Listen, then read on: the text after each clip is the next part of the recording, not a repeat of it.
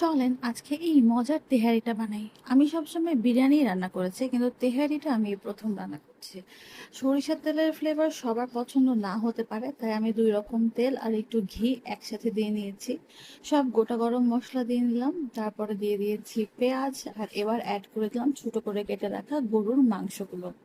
গরুর মাংস দিয়ে তাতে আমি আদা রসুন বাটা, জিরা গুঁড়া, ধনিয়া গুঁড়া, লবণ এগুলো দিয়ে দিচ্ছি। এগুলো দিয়ে একটু নাড়াচাড়া করে নিব, সামান্য একটু নাড়াচাড়া করে এরপরে আমি মাংসের মধ্যে দিয়ে দিব গোলমরিচের গুঁড়া, আর এখন আমি দিচ্ছি রাঁধুনি তেহারি মশলা।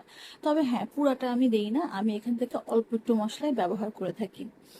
এবার নাড়াচাড়া করে কিছুক্ষণ পরে আমি এখানে দিয়ে দিচ্ছি প্রায় 2-3 টেবিল চামচ মতো টক দই, ভালো মতো ফেটে নিয়েছিলাম।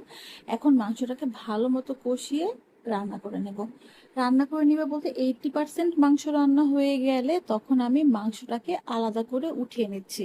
মাংসের ঝোল আর তেলটা কিন্তু কড়াইয়ে রেখে দিয়েছিলাম, মাংস আলাদা করে পাশে উঠিয়ে রেখে এবার সেই তেল আর ঝোলের মধ্যে আগে থেকে পানি ঝরিয়ে রাখা চাল দিয়ে তা নাড়াচাড়া করে তাতে পরিমাণ মতো পানি আমি অ্যাড করে দিলাম, আর 1 কাপ দিয়ে দিচ্ছি দুধ।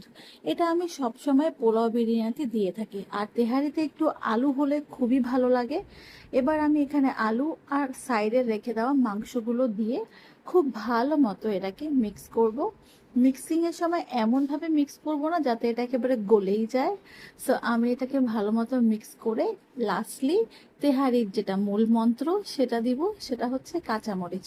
কাঁচামরিচের ফ্লেভারটা যখন আসবে তখন তেহারিটা কিন্তু খেতে খুব দারুণ লাগে।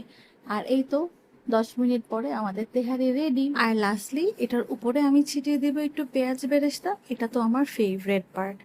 এবার এই তেহারিটাকে সুন্দর করে সালাদ এবং পেঁয়াজ কাঁচামরিচ দিয়ে টেবিলে পরিবেশন করলে সবার মনটাই ভরে যাবে। আল্লাহ হাফেজ।